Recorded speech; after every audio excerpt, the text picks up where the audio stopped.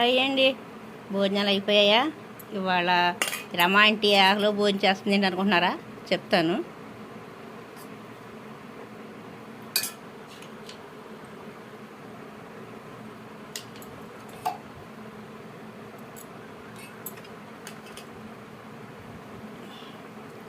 తోటకూర కందిపప్పు అండి. తోటకూర కందిపప్పు రెండిట్లోనూ ప్రోటీన్లు ఉంటాయి కదా. రెండు ప్రోటీన్లు ఉండే కూరలే, చాలా మంచిది ఆరోగ్యానికి. పోతే ఇది ప్రసాదం అండి. ఈరోజు మా ఊరు ఏరమ్మ తల్లి గుడికి నైవేద్యం వండుకుని తీసుకెళ్ళాను. నాకు నైవేద్యంలో గట్టా పప్పు వేసుకొని నెయ్యి పోసుకు తినటం అంటే చాలా ఇష్టం. చాలా బాగుంటుంది అన్నమాట. చాలా ఎంజాయ్ చేస్తాను. నైవేద్యంలో కొంచెం నెయ్యి, ముద్దపప్పు నెయ్యి వేసుకుంటే చాలా బాగుంటుంది. మామిడి పండు ఈరోజు ప్రసాదం.